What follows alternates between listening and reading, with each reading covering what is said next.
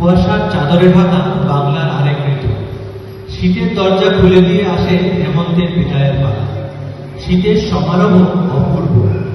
এই ঋতুর স্থায়িত্ব মাঝারি হলেও তা প্রকট। শীত আসলে পূর্ণতার ঋতু।